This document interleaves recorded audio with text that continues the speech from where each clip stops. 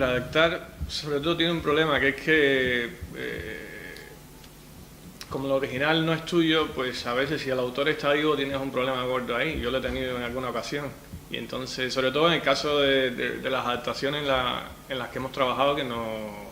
Bueno, Manolo tiene una experiencia mucho más... Ahora la cuentas tú, si Bueno, quieres. pero tenemos una experiencia que no se puede contar. Ah, es verdad, total.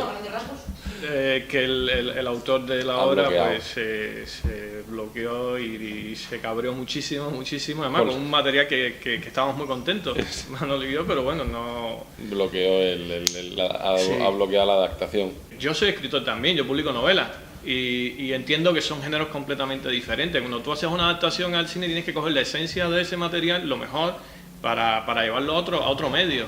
Pero los autores literarios pues tienen el purito de es mi obra, ya está hecho, tiene que ser esto. Y nosotros no somos ni escribanos, ni somos los que te hacen la película tal y como tú la tienes en su cabeza. Tiene que ser nuestra película porque es una obra diferente. Tiene, de alguna manera, un guión, o como cualquier fase de una película, tiene que traspasarte, ¿no?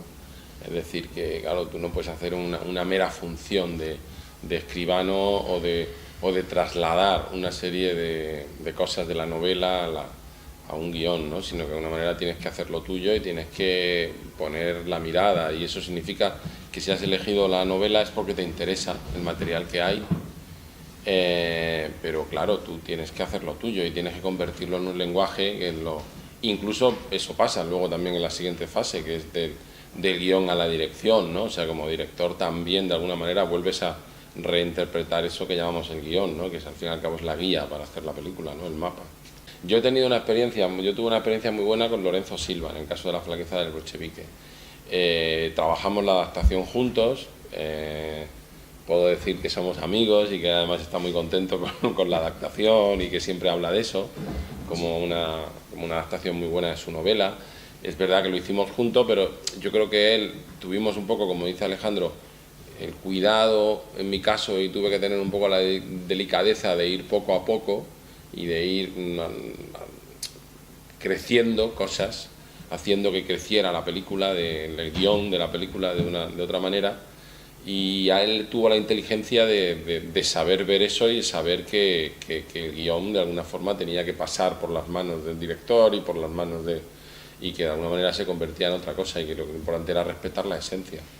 Y recuerdo que había cosas que escribimos, por ejemplo, que le parecía que no estaban exactamente lo que es escenas que no estaban en la novela, y que le parecía que una vez vista la película eran la esencia de la novela. Es decir, pero yo creo que eso es un poco, el caso de Lorenzo es un caso de especial inteligencia. En este caso que hablamos últimamente yo creo que es el caso contrario, ¿no? De negación absoluta, de no, es que no, quería que hiciéramos exactamente coma por coma, o sea, la adaptación, y claro, eso es imposible. El método ha cambiado de forma y no de fundamento, o sea, porque yo antes vivía en Madrid y cuando trabajaba con Manolo muchas veces, yo recuerdo la mayoría de las veces me iba a tu casa y trabajábamos juntos allí, discutíamos mucho, escribíamos... Antes nos veíamos más. Sí, básicamente. Hemos envejecido, hemos tomado decisiones de vida que nos han complicado un poco, pero entonces ahora lo que hacemos es, sobre todo, por ejemplo, yo trabajo una versión, se la paso y Manolo trabaja esa versión, luego me la pasa y así. Y luego lo que sí hacemos es, sobre todo, hablar mucho antes de arrancar el proyecto. Eso es fundamental. Hacemos una cosa que a mí me encanta, yo creo que a Manolo también, es que a veces nos pegamos un viaje y ese viaje sirve para poner todo el fundamento de lo que va a ser la escritura. Y luego ya, pues, muchas veces yo me lanzo a hacer la primera versión y luego Manolo, sobre todo, termina las últimas. La última, penúltima, de hecho, a veces ya yo esas ni las leo, vamos, porque ya está la película, son matices ya de él como director, de incluirlo ahí y vamos, porque tenemos la confianza y la química para trabajar así. Antes utilizábamos fichas, a veces utilizamos escaletas, a veces utilizamos o páginas en un cuaderno, armamos un poco la historia y luego uno de nosotros, escribe una versión de guión, la comentamos y volvemos a hacer lo mismo. ¿Qué tenemos que cambiar? Pues yo quiero cambiar esto, y entonces el otro hace la siguiente versión de guión. que esas notas, siempre con la libertad de que tú te pones a escribir, haces una escaleta de notas y te pones a escribir las escenas y de pronto te surgen cosas nuevas. Te dejas llevar por lo que te pide la escritura, ¿no? Es decir, porque si no, no se trata tampoco como de tampoco ser de, oye, mira, que es que cuando he ido a escribir esto, pues lo estoy cambiando por esto. Y bueno, pues nada, entonces cogemos un poco la distancia de que el otro del que lee la versión que ha escrito cada uno, ¿no? Antes hacíamos eso incluso escena por escena, a cuatro manos. Y era más divertido, no ve, pero claro, ahora somos más mayores. La verdad es que no me lo planteo así, escribiendo pensando en la dirección. Yo creo que ya, como nos conocemos hace ya claro, 16 años, creo, o 17, tío, no sé. 97. Desde el 97. Años. Es una cosa que está ahí ya sale. Yo creo que hay como una voz que surge de alguna manera de escribir juntos. Que luego yo veo, por ejemplo, que Alejandro evidentemente tiene su estilo, ¿no? Pero hay muchas cosas de su estilo que no las usa cuando está conmigo porque no encajan con mi estilo. Y entonces tú ves que yo cuando leo otros guiones que él escribe veo como a otro escritor, ¿no? Entonces supongo que viene un poco de entendernos y de haber juntado una especie de voz y discutir, porque también discutimos mucho, ¿eh? O sea que también discutimos que muchas veces no estamos de acuerdo. Claro. Tenemos que intentar decir, oye, un poco el pacto que yo también hice con Lorenzo es no demos nada por bueno hasta que los dos estemos de acuerdo. Bueno, básicamente era el concepto este de alguien que por amor decide comerse a la persona a la que le gusta, ¿no? Yo creo que ahí estaba el concepto que más nos atrajo.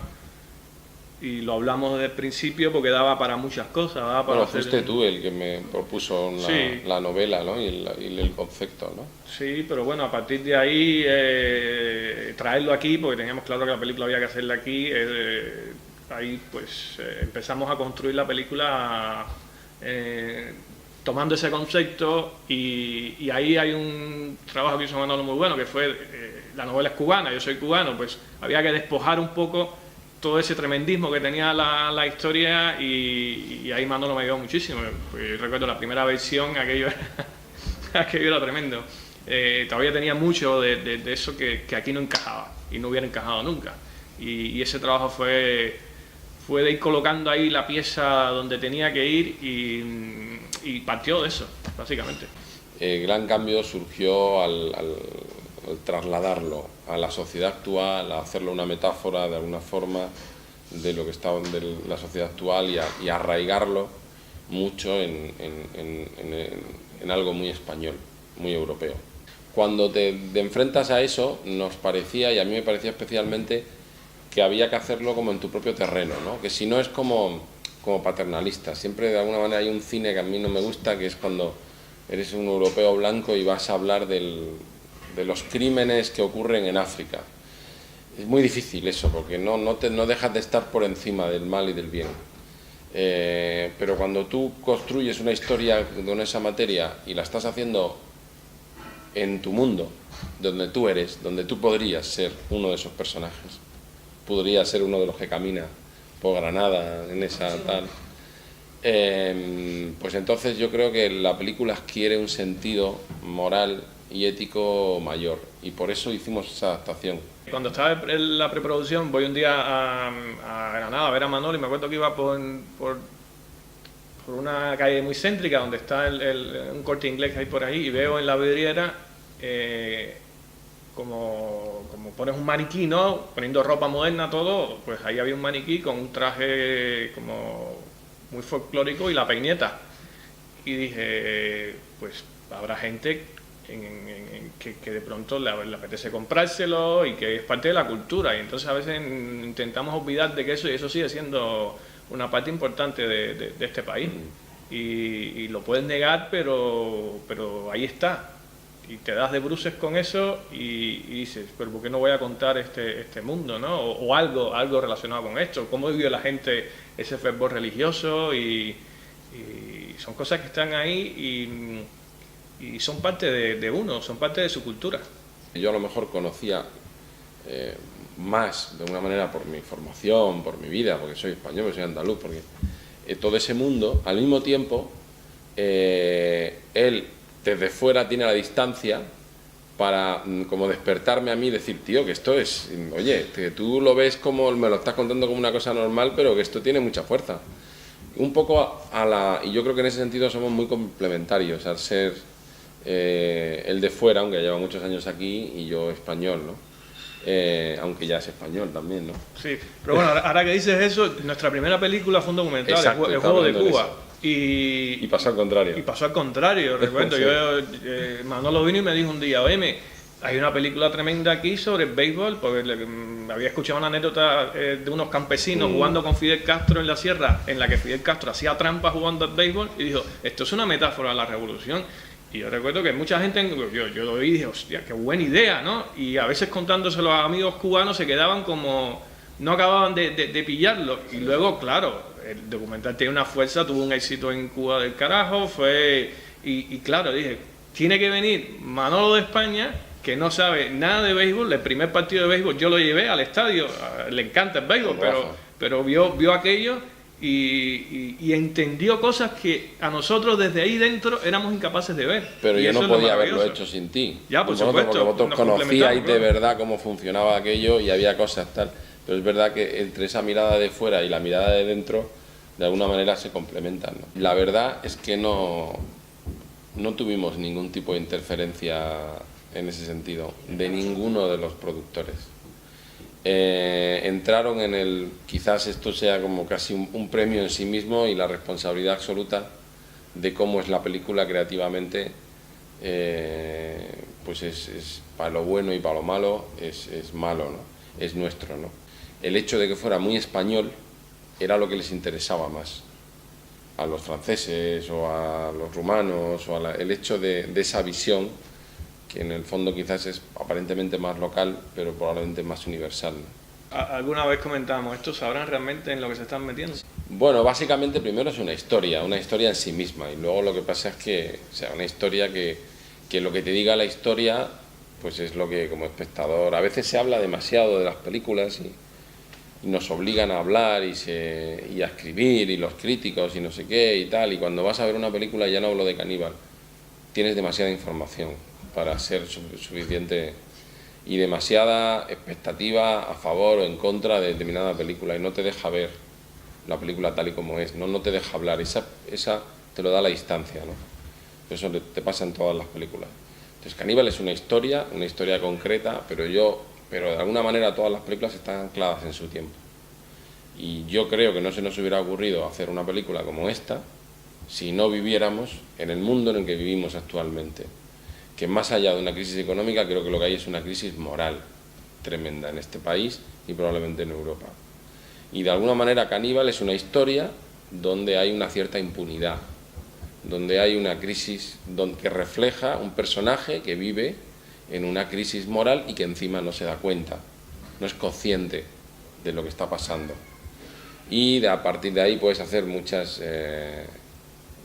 comparaciones. Y luego lo que quisimos es que no fuera una historia explícita, en el sentido de contar y narrar por qué pasan cada una de las cosas, porque creíamos que eso es tranquilizador.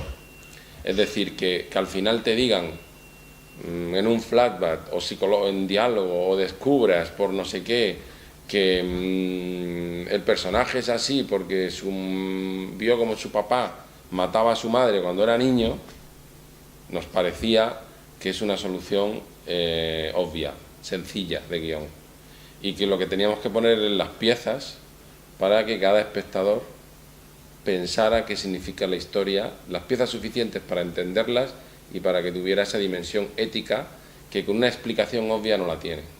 Yo sé que hay gente que ha preguntado que bueno, ¿y esto cómo se explica esto? Nosotros pasamos por ahí, por supuesto, en el proceso creativo pasamos por quién era él, pasamos por su familia, y lo que decidimos una vez construido todo ese mundo era alejarnos completamente de él, porque no nos aportaba nada para lo que realmente queríamos contar. Por lo que dice Manolo, sobre todo es tranquilizador para el espectador. Ah, ya entiendo, pero ¿qué pasa si no le das eso? Si mira, los hechos son estos, y muchas veces la realidad te enfrenta a ese tipo de situaciones y no te da las respuestas que las justifiquen, y entonces ¿cómo lo manejas? Sobre todo en estos tiempos, ¿no? Y yo creo que eso fue un hallazgo del que personalmente me siento súper orgulloso, de haber podido conseguir contarlo de esa manera. Es una decisión narrativa desde el principio. Sí. Es una decisión de guión en cuanto, pues, concepto quizás es un concepto de dirección, pero en el fondo tampoco, pues es un concepto de cuando escribes, pensar en lo que se va a ver y lo que no se va a ver, y en dónde va a haber una elixir. Ahí sí que nunca entramos, no entramos en bestialidad ni nada, porque no era la película que queríamos hacer, no fue esa en ningún momento. Y luego incluso en el rodaje y en el montaje todo eso se fue depurando todavía más, es decir, de alguna manera quizás en el guión podía haber 3 o 4 momentos donde se veía un poco de sangre y en el final de la película hay un hilillo de sangre nada más, un plano que tiene sangre, el resto no hay sangre. Pero hay una voluntad desde el principio de no mostrar, porque no nos interesa el canibalismo en sí mismo, no nos interesa la cosa esa de ver cómo un tío le mete un bocado, cómo corta la carne. Es una película que te puede incomodar, porque te hace vivir situaciones desde un punto de vista y desde una materialidad que no sabes cómo encajarla. Y eso puede ser muy incómodo, pero era justo parte de lo que queríamos contar, porque luego lo gore ahí está y tú sabes, tú te sientes muy ajeno a eso. O sea, lo puedes pasar mal, te puedes divertir, pero te sientes muy ajeno. Además, sabes siempre que es mentira. Claro, claro. Es mentira en una película, o sea, no es posible que sea verdad. Claro, el viaje de Carlos es muchísimo más duro, porque a veces a la hora de explicarle o de hablar con incluso familia mía, me decía, hombre, no es duro, porque yo le decía, la película puede ser dura, ¿no? Y me decían, no, pero lo duro, yo imaginaba que lo duro era la sangre, todo, pero es que no hay sangre, pero sí que es duro por lo que te comunica. Bueno, hay un punto de decir, mira, en eso que ha dicho de no mostrar, de no tal, que es mentira, cuando muestras es mentira, porque es una película, o sea, no vas a estar matando a alguien de verdad, ¿no? Entonces, ¿qué es lo que hacemos? Es la sugerencia, el no mostrar, de alguna manera te lleva a un lado más profundo que en el que tienes la sensación de que es verdad. La gran elixir, una gran elixir que es cómo come el caníbal. Si tenemos que hacer una secuencia de cómo come el caníbal, y entonces decidimos que fuera pues con la normalidad de un tipo que se hace tal y se come el plato, se come su filete. Entonces, ¿qué es la potencia que tiene eso? La potencia que puede tener es que sin haber visto realmente cómo la mata, habiéndola escuchado, habiendo intuido lo que ha ocurrido, tú te quedes como espectador diciendo, ¿este hijo de puta se está comiendo a la tía? ¿Ese filete es la tía? Y es algo tan sencillo, el filete evidentemente es un filete de cerdo normal, de carne, o sea, no es una... Pero ahí tú no estás mintiendo y estás haciendo una representación, estás haciendo que de alguna manera el hombre, el espectador piense cómo funciona. No podía ser un asesino vulgar, que no es un tipo que llega por detrás, y de hecho escribimos algunas escenas que eran así y no nos acababan de convencer en las versiones de guión que íbamos haciendo. Y pensábamos, este tío no puede llegar por detrás y petar una cuchillada a nadie o sacar una pistola y disparar. Este lo que hace es generar situaciones que acaban en muerte. Es un poco la sensación. Como la del principio era del final. Sí. Y por tanto, las 2 veces que sale matando, debemos de intentar imaginar una situación que sea terrorífica en la puesta en escena y que acabe en muerte, pero con un tío aparentemente limpio, sin armas. Y las 2 veces funciona así. Y la secuencia de la playa surgió un poco... Fue la última secuencia del guión, la última que escribimos. O sea, el guión ya estaba terminado, pero pasaba esto que no nos acaba de convencer y quedamos un día en casa de Manolo a ver qué hacemos con esta muerte y ahí se nos ocurrió... Fue la última escena de toda la película en escribirse. También tengo que decir una cosa, la escena cuando le escribimos de guión nos gustaba, pero la verdad es que como quedó esa escena en la película es impresionante, vamos. Yo cuando la vi, y además te cuento una anécdota, cuando estábamos en San Sebastián vino la actriz que la interpreta, que es una actriz canaria, ¿no? Sí, canaria. Sí. Aunque... Y yo fui a preguntarle cómo y estaba como que temblaba. Ella había rodado la escena, pero cuando vio aquello montado y lo vio en la película, estaba que no le salían las palabras de lo mal que lo había pasado, ¿eh? No sabía eso yo. Estamos en el mundo en el que estamos. Que por mucho que nos creamos que modernos, guay, no sé qué, no sé cuánto y tal, chicos, esto es así. Sigue siendo así. Y los señores en Granada, hay Erasmus y hay gente joven, pero hay un montón de gente que son como los que aparecen en la película.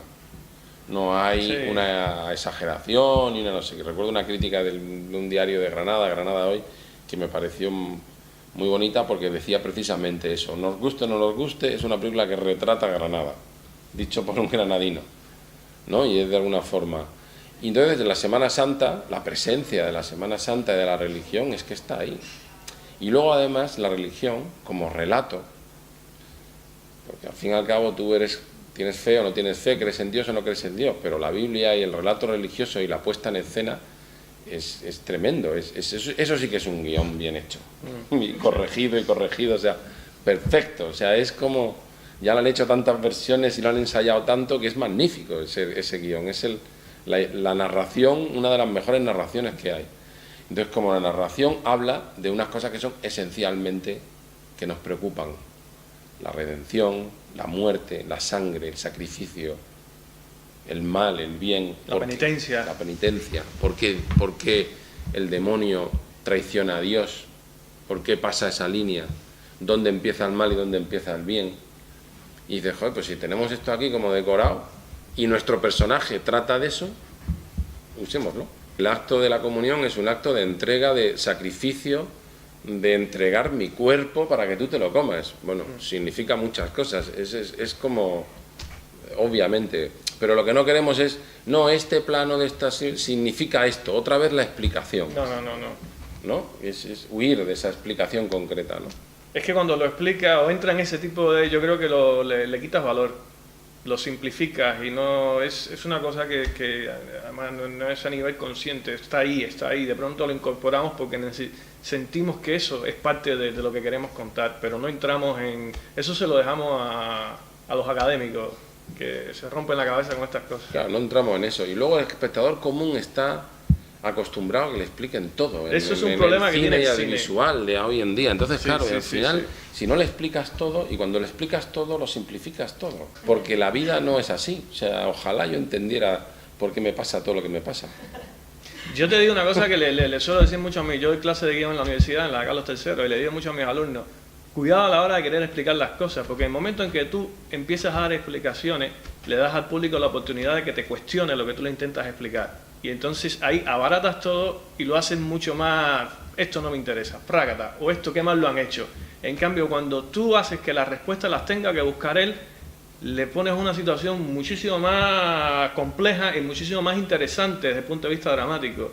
Y eso hoy en día yo creo que se va por un camino que es todo lo contrario, en esa necesidad de darle todas las respuestas, de darle todo, y yo creo que lo atrofia. Porque además nosotros no tenemos las respuestas. Sí. Y no es mi papel, o sea, el papel es que cada uno vea la película, y yo he visto cosas tremendas a raíz de Caníbal, de gente que ha contado, recuerdo un blog de una tía que la vio en Toronto y se metió 45 minutos hablando de la película, lo que le había tocado la película, y por supuesto hizo unas interpretaciones que ni Manolo ni yo entramos ahí. Nosotros contamos una historia, y una historia está construida de hechos, de acciones y de diálogos. Sí. Y tratamos que la historia esté llena de hechos, en este caso, y que los hechos hablen por sí mismos, porque es la vida un poco. Bueno, los dos somos socios de la productora, aunque yo hago un poco más de productor y de metido en el campo, y decidimos un poco montar y aportar y hacer este tipo de películas porque pensamos que era una manera de controlar la cosa creativa y de apostar por historias que a lo mejor así como un productor no nos iba de entrada a producir. Yo no me siento productor, ¿no? Pero yo creo que hubiéramos ido ahora vamos a hacer una historia de amor con Iba. Dices, sí, muy bien, muy comercial lo tuyo. O sea, íbamos a perder una cantidad de tiempo que decidimos como arrancar, y un poco lo que hemos hecho ha sido arrancar nosotros, llevar el proyecto hasta un punto, y cuando hemos llegado a un punto hemos tenido la suerte de que otros socios han entrado y nos han podido ayudar a hacer la película, y sin ellos no hubiera sido posible hacerla, ¿no? Sí, la idea ha sido con la productora echar a andar esos proyectos que en ese momento pues dice, bueno, esto quién va, pues nosotros creemos en ellos, y entonces pues nos metemos ahí, y la suerte ha sido esa, que de momento todo lo que hemos echado a andar finalmente coge su camino y terminamos haciendo la película.